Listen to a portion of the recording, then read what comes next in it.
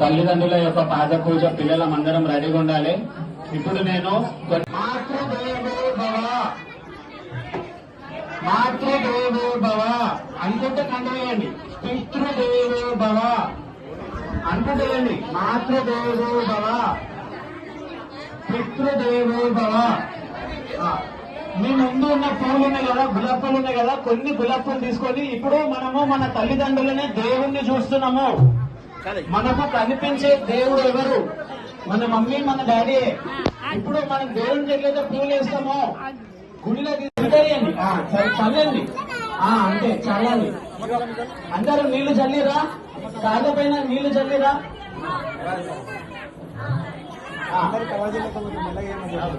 మెల్లగా 2-3 సార్లు చల్లొచ్చు, తప్పులేదు.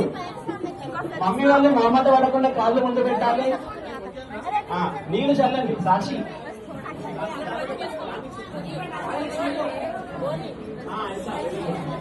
అందరూ మమ్మీ డాడీ యొక్క కాళ్ళ పైన నీళ్లు చిలకరించిరా.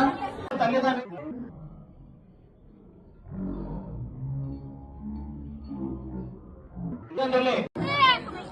కొంచెం కుంకుమ, కొంచెం పసుపు మమ్మీ డాడీ యొక్క కాళ్ళ పైన వేయండి.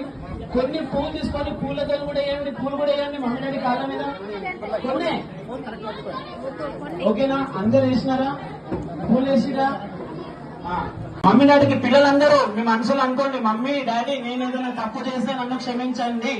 ఇక పైన కూడా నేనేమైనా తప్పు చేయబోతుంటే నన్ను శిక్షించకండి, నన్ను క్షమించండి అని చెప్పేసి మనస్ఫూర్తిగా సారీ చెప్పుకోండి. సారీ చెప్పుకోండి మనసులో. మమ్మీ డాడీ నువ్వే నాకు దైవము. తెలిసి తెలియక నేను చేసిన ఆయుష్, ఆరోగ్యము, సంపద, సిరి, జ్ఞానము ప్రతి ఒక్కటి, ఆరోగ్యాలు, సర్వ ఐశ్వర్యాలు మనకు పిల్లలకు కలగాలని చెప్పేసి మనస్ఫూర్తిగా భగవంతుని తలుచుకొని పిల్లలకి ఆశీర్వాదం ఇవ్వండి. అక్షంతలు వేసిన తర్వాత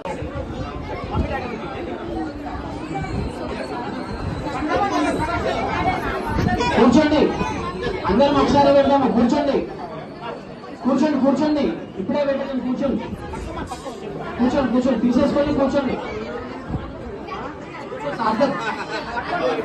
మొత్తం ఇలానే తీసేసుకున్నాము. ఒక 2 నిమిషాలు ఎదుర్కోవాలి.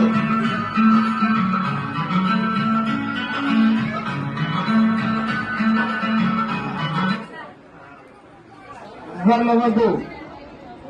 ఎవరు ఆత్మసాక్షి బాలపురుషులంటే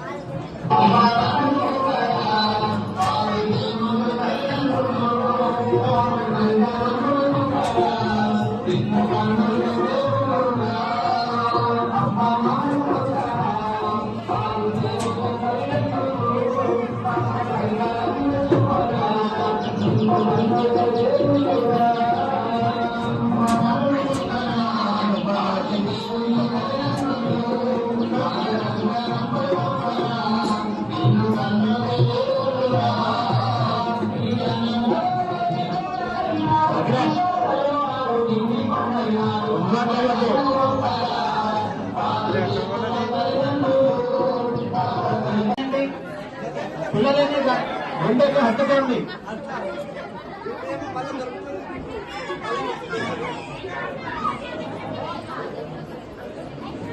పిల్లలని హత్తుకోండి. మీరు ఎల్లప్పుడూ ఇట్లనే పిల్లలకి సంస్కారం ఇవ్వాలని చెప్పేసి మనస్ఫూర్తిగా కోరుకుంటున్నాము. పిల్లలకి చదువుతో పాటు సంస్కారం కూడా ఎంతో ముఖ్యమో అది మనం పిల్లలకి అందజేయాలి. అది మన యొక్క బాధ్యత, కర్తవ్యమో. మనం చేసిందే పిల్లలు చేస్తారు. మనం చెప్పింది పిల్లలు చేయరు. మనం చెప్తే పిల్లలు వినరు. మనం ఏం చేస్తామో పిల్లలు అదే ఫాలో చేస్తారు. సో అది మనం గుర్తుపెట్టుకున్నాము. జై జగన్నాథ్.